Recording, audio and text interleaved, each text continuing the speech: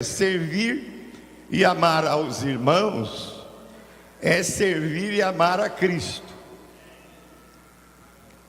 Isso está em Mateus 25:31, que eu vou ler aqui. Eu não vou ler, isso nós vamos vendo aos poucos durante a palavra para ganhar tempo. Então presta atenção, o juízo final, irmãos, está próximo. Nós estamos vivendo os últimos dias neste mundo, nesta terra, pelo que nós vemos na palavra. E o juízo final ocorrerá por ocasião da segunda vinda de Cristo Jesus, que será em grande esplendor e majestade. E essa segunda vinda, com a vinda de Cristo, ela será acompanhada de todos os anjos dos céus. Mas imagina o que vai ser. E Jesus assentar-se-á no seu trono como juiz e em glória e poder. E todas as nações serão reunidas naquele momento em torno do trono do Senhor Jesus, do Rei e Senhor Jesus. E haverá separação, como o pastor separa as ovelhas dos cabritos, dos bodes. Vai haver uma separação diante dessas nações. As ovelhas ficarão do lado direito de Cristo, do Rei, e os cabritos ficarão do lado esquerdo de Cristo, do trono de Cristo. As ovelhas são os remidos do Senhor. Eu até, com fé, eu posso dizer. E os cabritos são os que rejeitam a Jesus Cristo quando nós anunciamos o seu amor para conosco. Então o rei dirá às suas ovelhas, que estarão à sua direita: vinde bendito de meu Pai, entrai na posse do reino que vos está preparado desde a fundação do mundo. Então, irmãos, diante dessa introdução, é preciso que nós saibamos com certeza se nós vamos estar à direita de Cristo ou se vamos estar à esquerda como bodes. É preciso que haja um julgamento, e nós vamos expor isso através também do exemplo de Paulo no capítulo 11 de 1 Coríntios. Então, vamos prestar atenção para sabermos se nós vamos estar de um lado ou do outro. Primeiro, ovelhas e cabritos, versículo 32 e 33 do capítulo 25 de Mateus, 32 e 33, diz assim: todas as nações serão reunidas em sua presença, e ele separará uns dos outros, como o pastor separa dos cabritos as ovelhas, e porá as ovelhas à sua direita, mas os cabritos à sua esquerda. O Espírito Santo, irmão, está fazendo algo extraordinário nesses dias difíceis em que estamos vivendo, algo novo na igreja dele, na igreja do Senhor Jesus. Ele começou a nos unir como nunca. Olha que nós fizemos 10 encontros de unidade, começando aqui na casa do Cursilho, depois terminamos na panela de pressão, com mais de 5.000 irmãos presentes, inclusive pastores do conselho de pastores presentes. Depois dos 10 encontros de unidade, passou-se a ouvir no Brasil todo essa questão da unidade da igreja do Senhor. Até os anos 80 não se falava em unidade. dos 83 aos 93, passou-se a falar muito, e algumas igrejas se abrindo para a unidade. Glória a Deus, porque nós tivemos uma participação nessa situação de mudança. Então o Espírito continua a fazer uma obra, fazendo manifestar o amor de Deus entre nós aqui, porque Deus é amor, e aquele que permanece no amor, permanece em Deus, e Deus permanece nele. Então presta atenção, o que é esse amor da unidade, esse amor incomparável de Deus. Presta atenção. A gente estava acostumado a viver nas denominações, e eu tenho falado muito nas denominações sobre a unidade, e para não enfrentar as denominações, eu sempre tenho dito assim: vamos continuar nas denominações, mas tendo Cristo como o que nos une e o que é o Senhor de todas as denominações. O Marcos, que nunca esteve numa igreja, numa reunião, que eu acho, esteve nessa reunião lá com o doutor Olivo, e ele ficou impressionado: Abílio, como eles nos recebem. Porque a diferença conosco, nós divididos em denominações, mais de 30 mil, a gente fica reunido com todos esses membros dessas denominações, e há uma desconfiança entre nós. Eu sou batista, eu sou presbiteriano, porque nós estamos divididos pelas doutrinas.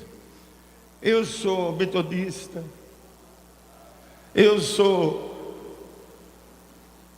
pentecostal, e fica essa desconfiança entre nós. E entre os católicos parece que não há ainda essa desconfiança.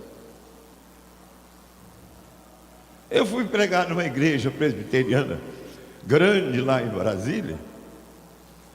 Interessante que nem sempre eu tenho sede, mas quando fala de uns assuntos assim, dá uma sede danada. E o pastor, primo da Neide, minha esposa, disse assim, a hora que eu ia subir no púlpito: Abílio, pode falar o que você quiser, mas não fala que você é pentecostal. Tá bom, tá bom. Aí subi no púlpito: irmãos, eu sou pentecostal. O pastor ficou verde. Mas espera aí, eu também sou presbiteriano. Eu nasci na igreja pentecostal. Minha avó mudou ao lado da igreja presbiteriana, nos matriculou na escola dominical da igreja presbiteriana. Depois ela me matriculou para fazer o curso científico em Piracicaba. E o curso era de uma igreja metodista. Eu era já pentecostal presbiteriano, também virei metodista. Então eu sou pentecostal, presbiteriano, metodista. Aí voltei para Bauru, fiz o curso de pastor, não queria falar isso, mas falei. É na igreja batista, o curso aqui em Bauru. Me tornei batista. E aí falei para os presbíteros: eu sou pentecostal, presbiteriano, metodista, batista, e agora sou também renovado. Aí eles bateram palma. Então, não deixa de ser o que você era, porque Deus faz a nossa história. E eu ser de todas essas denominações fez com que, através de minha avó, eu fosse pela unidade da igreja. Tanto que eu sou conhecido como pastor que prega a unidade. E vou continuar. Presta atenção, porque nós vamos receber um padre católico, apostólico, romano, que é irmão de um pastor evangélico aqui em Bauru.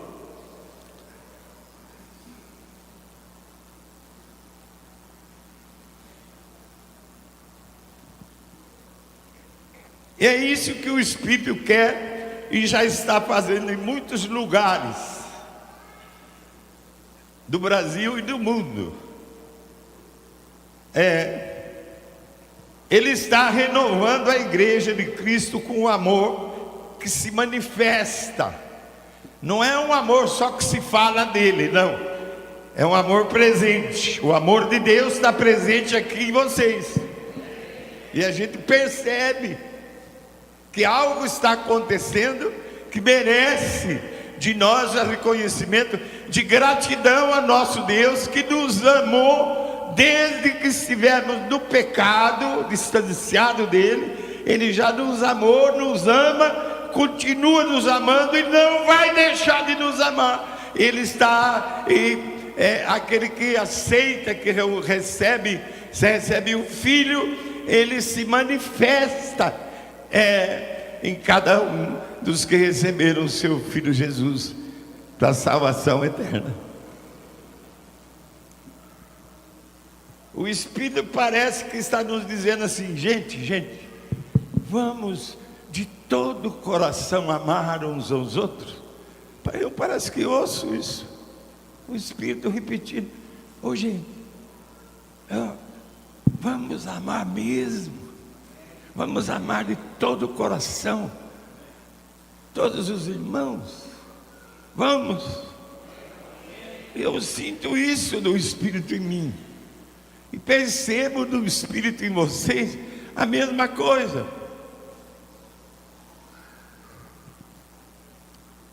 Não é raça, não é religião, não é riquezas, não é cultura, não é a cor da pele que nos une, irmãos. É o amor de Deus que nos une.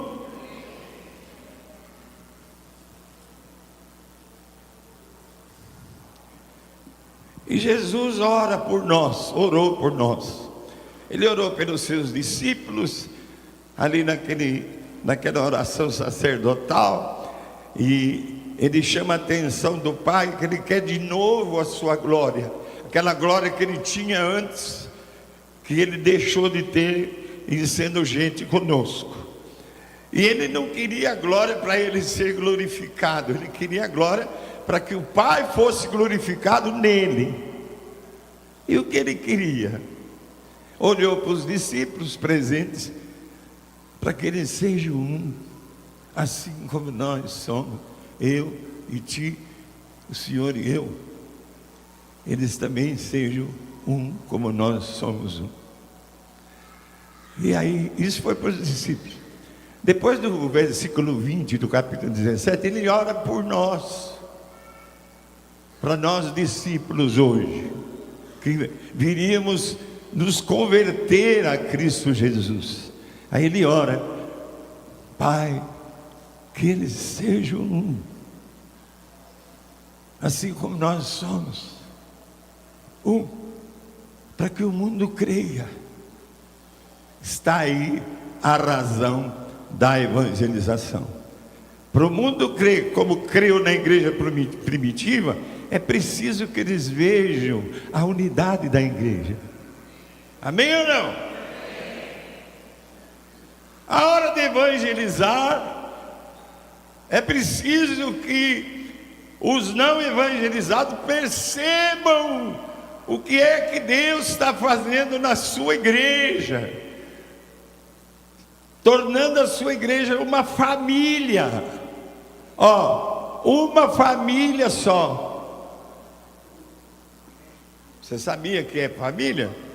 Você já cumprimentou, ou melhor, você vai se abraçar as pessoas da tua família aqui presentes hoje no Dia dos Pais? Fala aí, meu irmão, nós somos uma família de Deus. Apesar das denominações, o Espírito está operando de forma que nós venhamos a ser realmente uma só família. E começa aqui na nossa igreja. E aí o Cláudio, nosso missionário na Alemanha, falou conosco: já está tudo preparado. Aqui na Alemanha é preciso tudo preparar antes. Aqui a exigência é que já está tudo preparado. O Ed vai pregar sábado de manhã sobre louvor e adoração. E antes que ele falasse o que eu ia pregar, eu falei, e eu sobre o amor entre nós. Ótimo! Vamos falar da unidade na Alemanha, fala amém. Vamos falar do amor de Deus na Alemanha também, amém. Porque nós somos uma família aqui em Bauru, na região, no país e aonde quer que nós estejamos no mundo. Louvado seja o Senhor. Ovelhas e cabritos.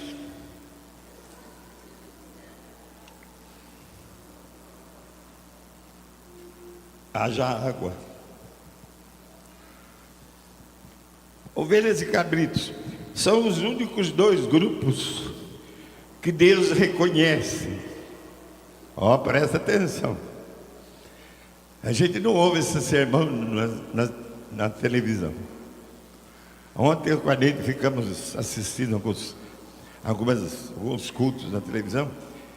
Todos eles estão centrados no homem.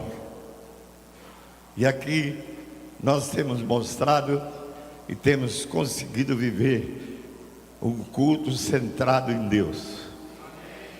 Culto é para Deus, não é para nós. Nós viemos cultuar o Pai, o Filho e o Espírito Santo. E aí, as ovelhas e os cabritos são os únicos dois grupos que Deus reconhece.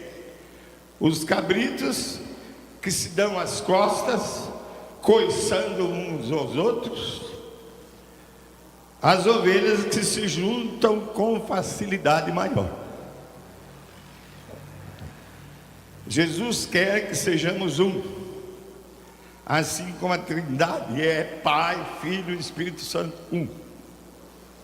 Jesus quer que nos amemos como uma família, como igreja local, igreja na cidade, igreja nas cidades, igreja nos países onde estamos. 2, para entendermos isso. 2, ponto 2 agora. Vinde benditos do meu Pai, versículo 34 a 40. 34. Então dirá o rei aos que estiverem à sua direita: vinde benditos de meu Pai, entrai na posse do reino que vos está preparado desde a fundação do mundo. Posso falar uma coisa para vocês?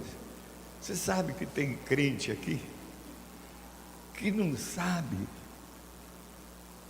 que isso aqui é algo passageiro, que daqui a pouco nós vamos estar assumindo com o rei a direção por 1000 anos de todo o seu reino. Faz assim. Você sabia? Ah, mas eu sou tão humilde. Humilde é? Humilde mesmo tem que ser para poder assumir. É humilde mesmo que ele vai entregar o reino por 1000 anos. E eu vou falar uma coisa que eu creio para nós. Porque eu espero que nós estejamos todos da direita do Pai. Eu até que vou primeiro, vou ficar esperando vocês para ver quem vai chegando. E eu vou dando graças a Deus. E quem não chegou, eu não sei se eu posso interceder de lá para cá. Todos nós estaremos na direita do nosso Senhor Jesus.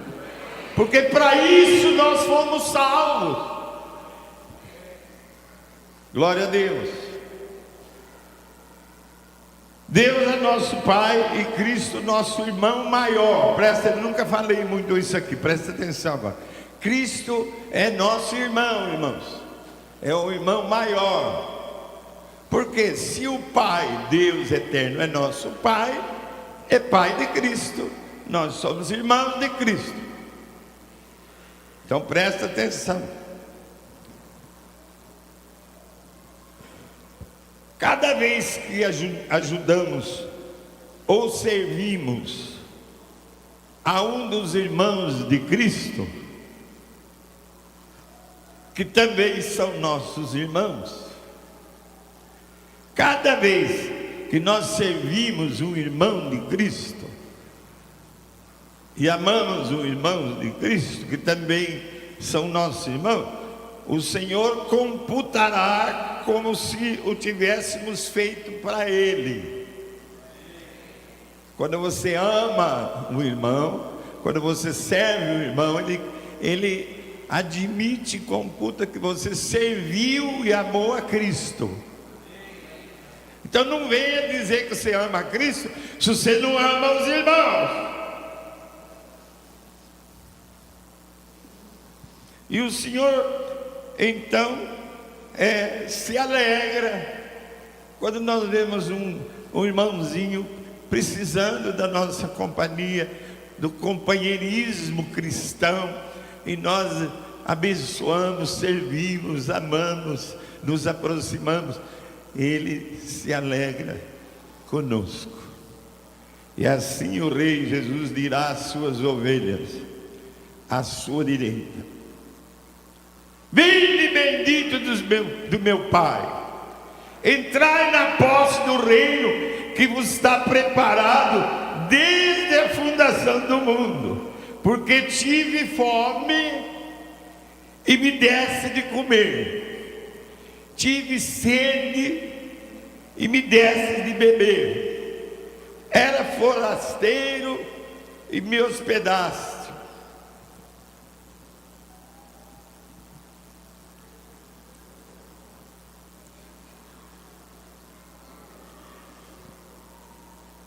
Estava nu e me vestistes, enfermo e me visitaste, preso e foste ver-me. Mas quando foi isso? Que o Senhor teve fome e nós demos de comer? Quando é que o Senhor teve sede e nós demos água para o Senhor? Quando é que o Senhor estava na cidade e nós nos hospedamos? Quando? Porque é mais fácil para nós mandar o nosso irmão para o hotel. Quando é que nós fizemos isso? Quando vocês, Jesus responde, quando vocês deram de comer a um desses meus pequeninos irmãos, a mim vocês estavam atendendo. Quando vocês deram um copo d'água.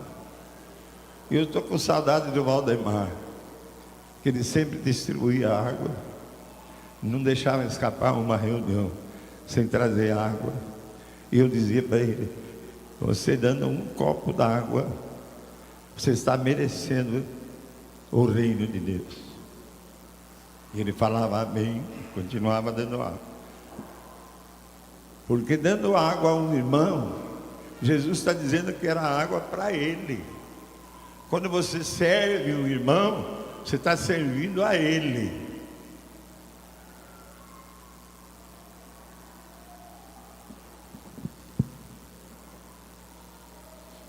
E aí Jesus responde: sempre que fizesse a mim,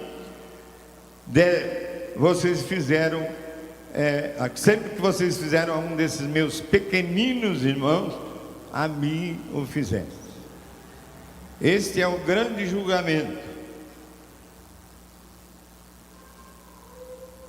Por que eu estou com sede, irmão? Porque Deus está falando mais comigo do que com vocês. Nessa oportunidade de pregar fora, eu vou pregar domingo, eu não estarei aqui, estarei fora daqui.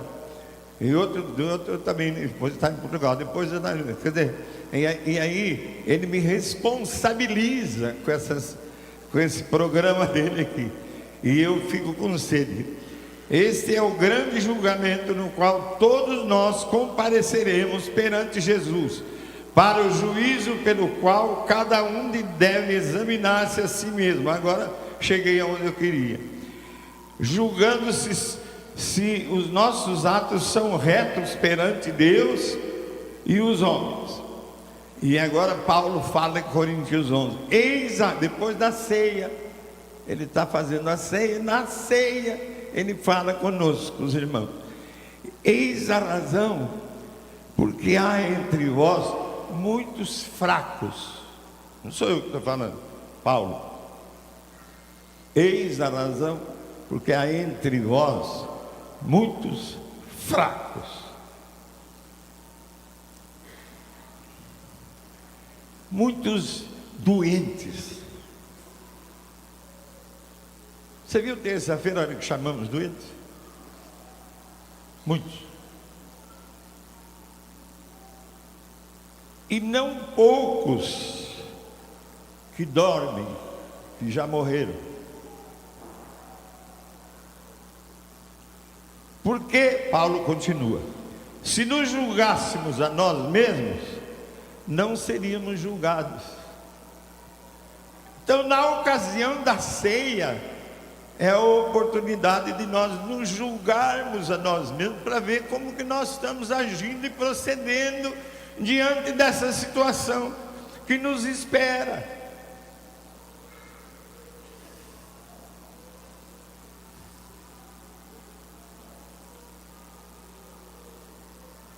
Será que eu, Abílio, pastor? Será? Estou me julgando. O que aconteceu comigo, com a minha esposa essa semana? Essa semana foi uma bênção. Ela cuidou do Bazar Fest, ficou aqui a semana toda.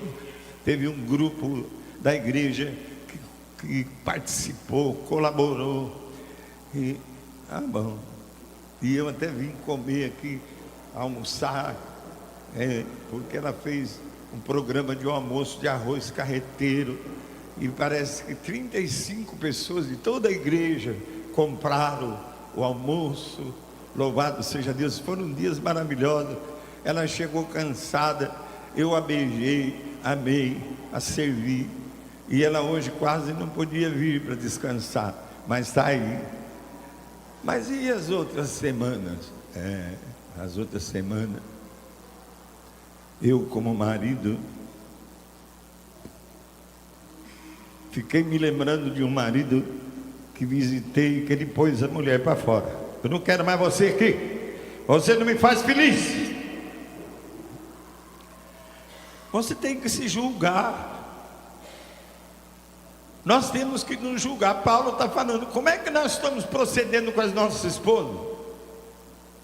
Como que nós estamos procedendo com os nossos irmãos, com os nossos pais, até os avós? Se nós nos julgamos, nós vamos evitar de sermos julgados lá, porque vamos ter, em nome de Jesus, vou falar isso, a convicção e a certeza de que vamos participar naquele juízo do lado direito de Jesus. Não temos mais que ser julgados, já nos julgamos.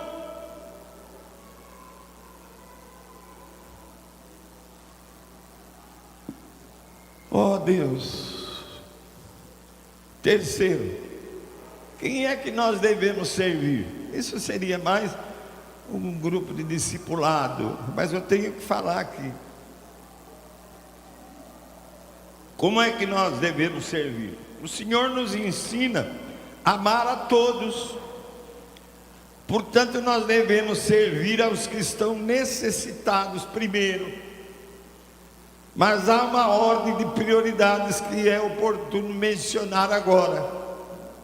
Primeiro, a quem nós devemos servir e amar? Primeiro, aos de nossa casa, os da nossa família biológica. Os primeiros. Diz a palavra em 1 Timóteo 5,8: ora, se alguém não tem cuidado com os seus, e especialmente dos da própria casa, tem negado a fé e é pior do que o descrente. O negócio é sério.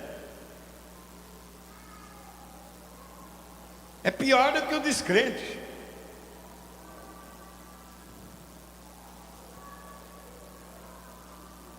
Nossa primeira área, irmão, de responsabilidade é a esposa, o esposo, os filhos, os pais, os avós, e assim vai.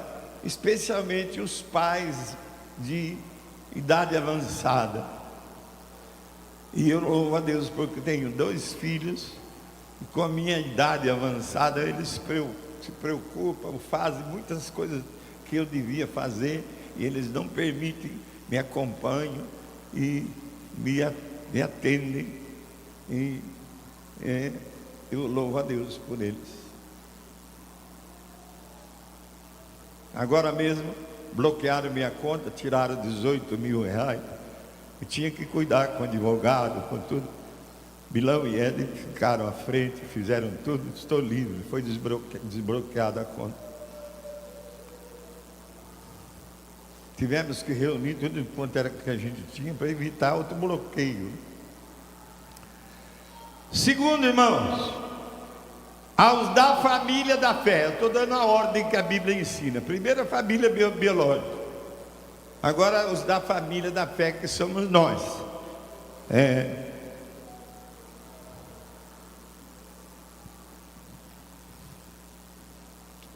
Os filhos de Deus são nossa segunda área de responsabilidade em Gálatas 6:10. Diz assim: por isso, enquanto tivermos oportunidade, façamos o bem a todos, mas principalmente aos da família da fé. Quer dizer, nós temos que fazer o bem para todos, mas principalmente a nós aqui, família da fé.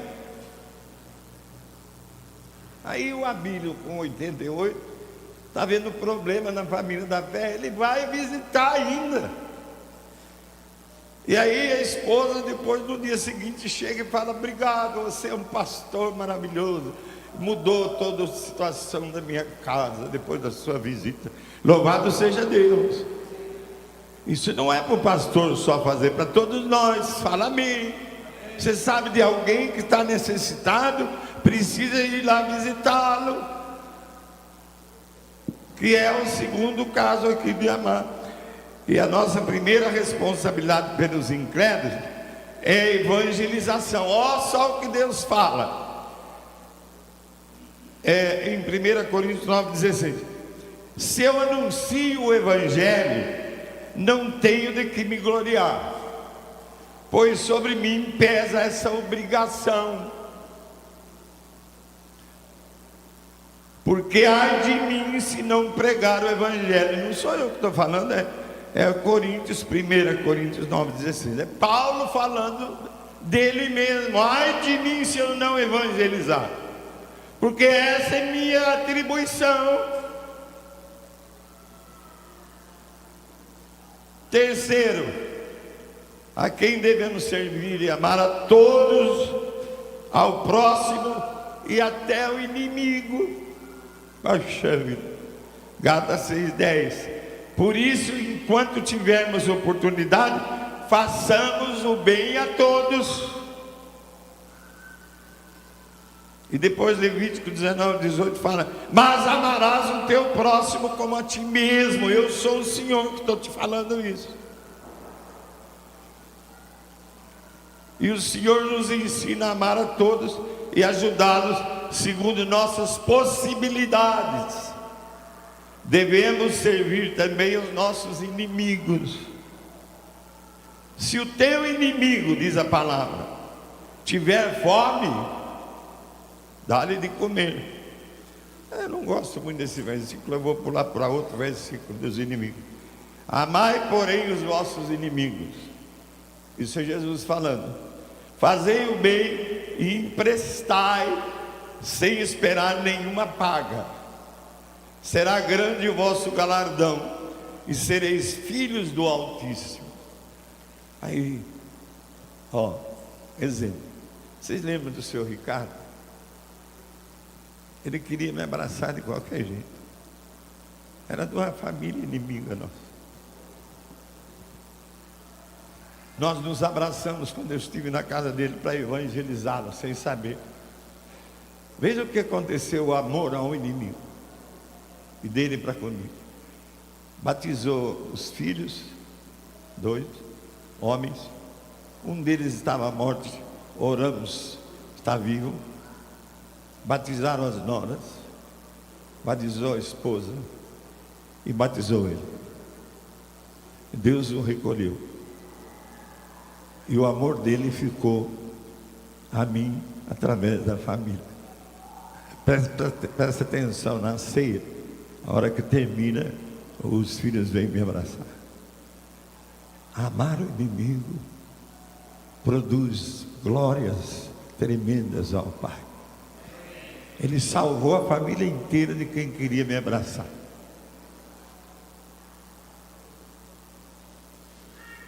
Louvado seja Deus. O Senhor nos ensina, irmãos, a amar a todos e a ajudá-los segundo nossas possibilidades. Devemos servir também aos nossos inimigos.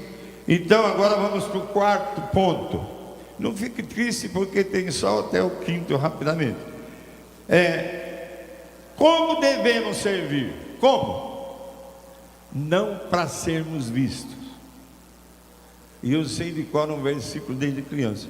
O que faz a mão direita, que a tua mão esquerda não saiba, ou vice-versa. Não é para ser visto.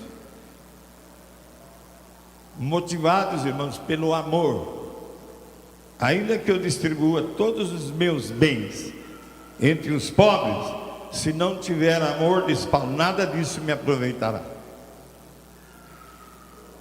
Servimos também com alegria, porque Deus ama os que dão, que servem com alegria.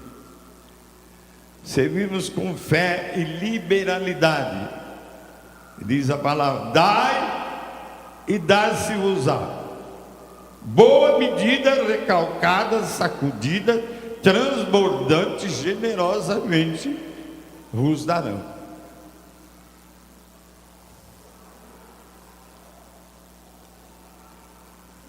Um pequeno auxílio de nada a um irmão necessitado resulta nisso aqui: dai e dar-se-vos-á. Boa medida, recalcada, sacudida, transbordante, generosamente vos darão. E eu fico vendo na ceia, ou melhor, na hora da oferta, eu quero ver o que eu via na Nigéria. O diácono fica na frente do irmão, quando ele não dá, ele não sai, porque lá todos dão. E quando eu dei uma entrevista para o Jornal da Cidade, que eles arrecadam milhões e milhões, eles duvidaram: como é que é uma igreja pobre que o senhor falou e eles arrecadam milhões e milhões?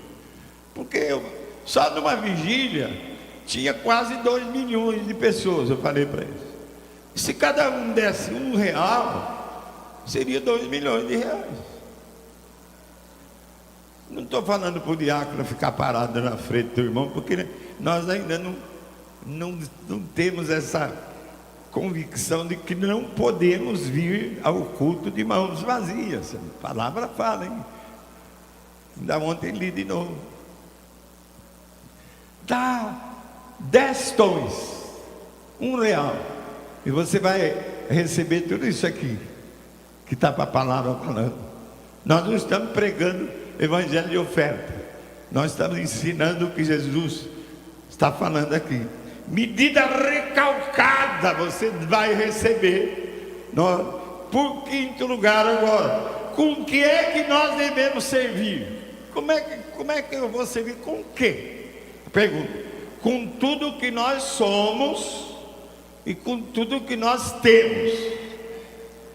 Servir é compartilhar o que temos com os que não têm, e dar a vida por nossos irmãos é dar do nosso tempo a quem precisa.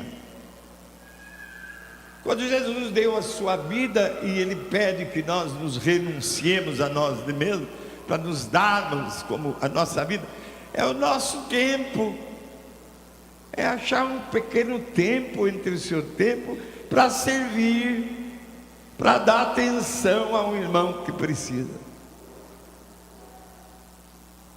Servir com nossas capacidades materiais, com nossos bens, com nosso dinheiro. 1 João fala 3,17: ora, aquele que possuir recursos deste mundo e vir a seu irmão padecer necessidade e fechar-lhe o seu coração, como pode permanecer nele o amor de Deus?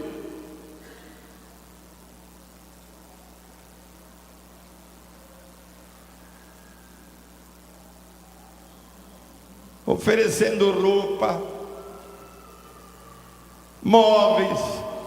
É uma coisa que foi feita esses 2 dias e ainda sobrou tudo aquilo que está lá. Tapete, televisão, tanta coisa que oferecemos para ajudar os mais pobres. Quer ver?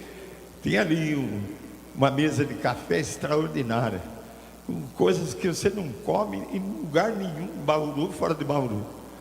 Ela é cuidada pela dona Isa Francisca. É uma benção aquilo lá.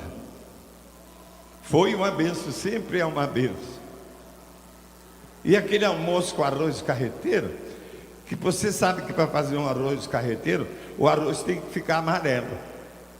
E aonde se inventou o arroz carreteiro, no Mato Grosso, eles põem açúcar embaixo do arroz, para ele amarelar o arroz. Neide com as suas não puseram açúcar, esperaram o arroz amarelar com a carne seca, com a carne de sol, e amarelou. 2 panelas dessa. Nós, eram 35 pessoas, depois chegaram mais pessoas, e nós comemos uma panela inteira. E aí eu anunciei, Neide está embalando para quem quiser levar. Levaram outra panela inteira de arroz carreteiro.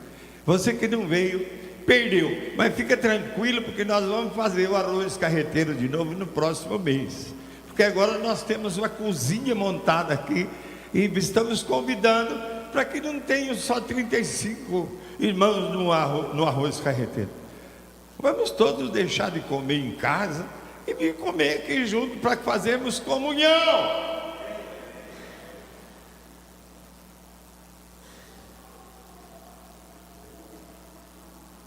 Quer dizer, nós temos que servir, amar, com nossas capacidades físicas, em trabalho, em ajuda doméstica, de ofício. Você quer ver? O Geraldinho morava na chácara, e o nosso irmão Gastão era um mestre em produção de mel.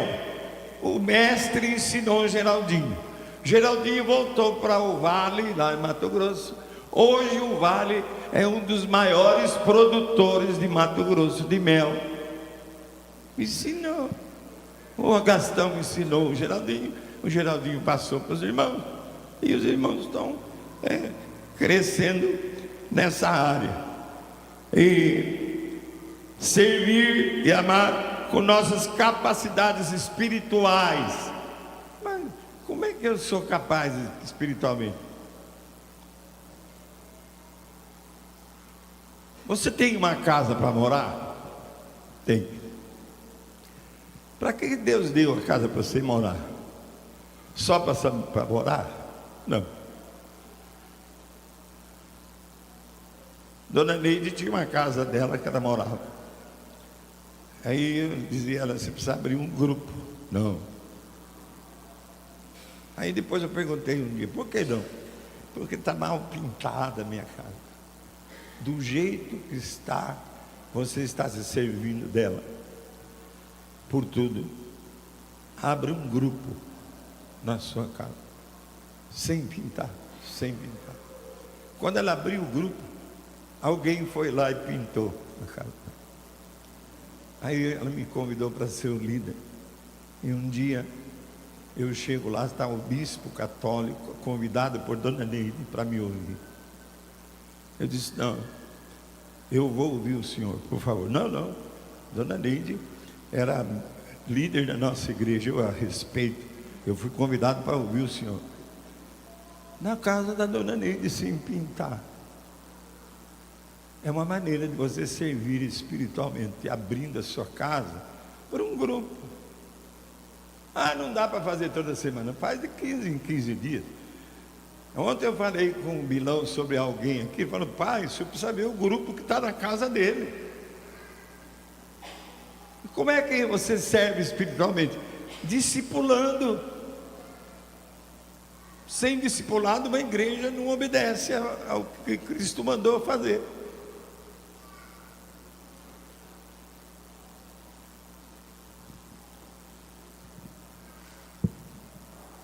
E aqui eu pus um versículo lindo aqui, Hebreus 13, 7, fala assim: lembrai-vos de vossos guias, os quais vos pregaram a palavra de Deus, imitai a fé que tiveram. Olha só, eu, mocinho, tinha um guia, um pastor pentecostal.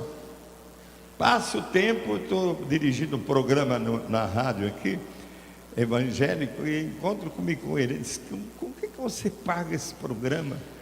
Com meu dízimo. Ué, você esqueceu o que aprendeu lá? Lembrai-vos dos vossos líderes, que me ensinou que eu tenho que dar o dízimo na igreja.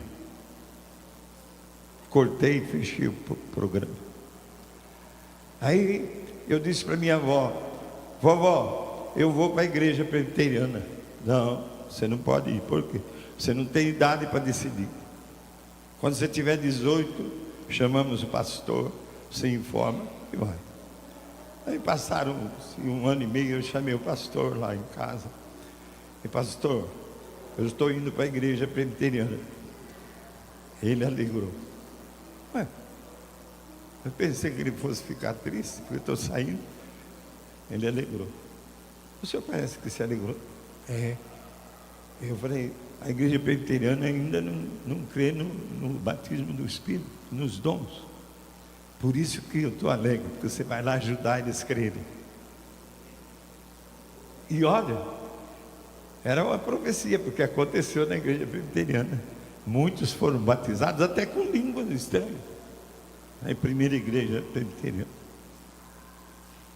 Lembra do vosso líder, lembra do teu líder de discipulado, lembre onde você está andando, de quem é que você aprendeu. É o que a palavra está dizendo aqui. Nós vimos que Deus só tem dois grupos. Não tem esse monte de denominação, não tem nada disso. Ele nem olha por isso. Ele só tem dois grupos: o grupo dos que amam e servem, e o grupo dos que não amam.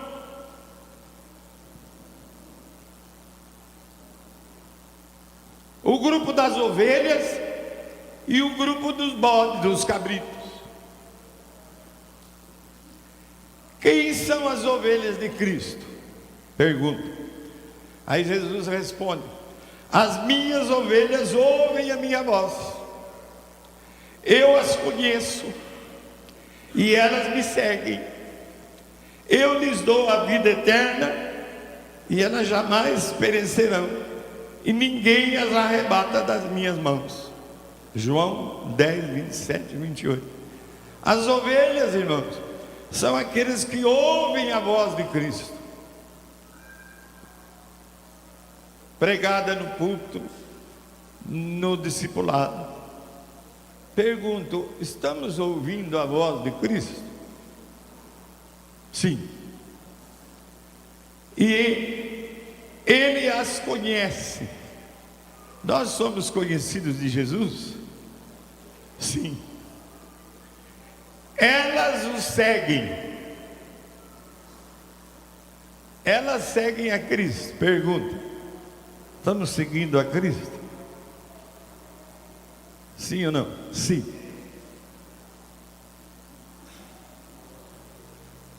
Então, de que lado nós vamos estar no juízo final? À direita do rei ou à sua esquerda? À direita do rei? Sim. Então, irmãos, ouçamos a sua voz. Vinde bendito de meu Pai, Entrai na posse do reino que vos está preparado desde a fundação do mundo. Amém ou não? tvcmc.com.br é o nosso canal para compartilhar o Evangelho do Reino de Deus e o senhorio de Jesus Cristo.